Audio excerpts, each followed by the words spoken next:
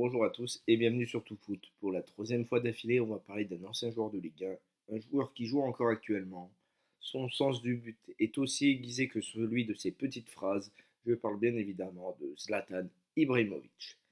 Zlatan Ibrahimovic est né le 3 octobre 1981 à Malmö d'un père bosnien et d'une mère croate. Son enfance est particulièrement difficile. Ses parents divorcent, sa mère le bat, et lorsqu'il rejoindra son père à 10 ans, ce dernier a sombré dans l'alcoolisme. Il commence le foot à 6 ans et est particulièrement précoce. À 15 ans, il rejoint le centre de formation de Malmö mais commence à douter, car oui, même Zlatan peut douter. Bref, il commence à douter de ses capacités à devenir footballeur professionnel, d'autant qu'il est un élève brillant au lycée. Mais sur les conseils de son entraîneur de l'époque, il continue le football et débutera en 1999 dans une équipe de Malmö reléguée à la surprise générale. Il marque en tout 16 buts en 40 matchs lors de ses 3 années suédoises. Le garçon a néanmoins du potentiel à tel point qu'Arsène Wenger compte lui faire passer un essai en 2001, ce que Ibra refuse en déclarant « On ne fait pas passer d'essai à Zlatan ». L'Ajax débourse près de 8 millions d'euros, une petite folie en 2001 pour l'accueillir. Après une première partie de saison timide, l'arrivée de Ronald Koeman sur le banc va le libérer et Ibra fait partie de l'équipe championne. Il débute parallèlement en sélection suédoise, bien qu'il privilégie la Bosnie-Herzégovine à la place. En 2002-2003, il s'illustre en Ligue des Champions avec un doublé contre l'OL et se révèle au monde entier, même si l'Ajax perd son titre en championnat.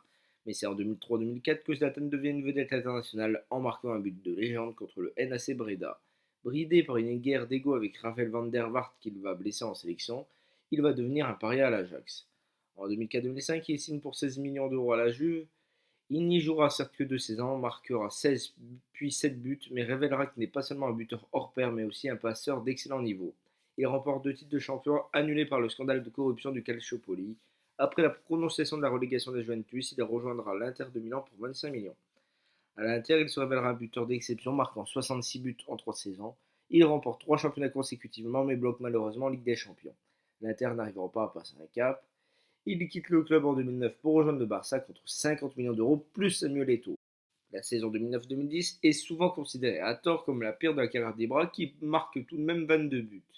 Mais sa mésentente avec Lionel Messi va lui coûter sa place. Le plus rageant pour Zlatan restera l'élimination en demi-finale de la Ligue des Champions face au futur vainqueur, et oui, l'Inter de Milan. Il rejoint le Milan AC, un club en nette perte de vitesse, alors d'abord en prêt en 2010, puis contre 24 millions en 2011. Sa première saison est une réussite collective, Milan remportant le Scudetto. Sa seconde saison est surtout magnifique individuellement avec 28 buts, même si elle s'arrête rapidement en Europe, à nouveau face à un ancien club de Zlatan, le FC Barcelone. En 2012, Ibra choisit le projet parisien dont il sera la tête de gondole. À son arrivée, il lance une phrase fracassante mais désormais mythique. Je ne connais pas la Ligue 1, mais la Ligue 1 me connaît.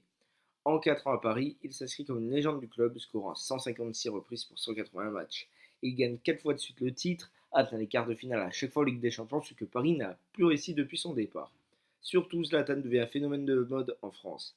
Il a sa propre marionnette ou guignol de l'info qui va inventer un néologisme à partir de son nom, Zlatané, encore dans toutes les bouches à l'heure d'aujourd'hui. C'est en ayant selon s'est replacer la France sur la carte du monde qu'Ibra se lance dans le projet Première Ligue avec Manchester United.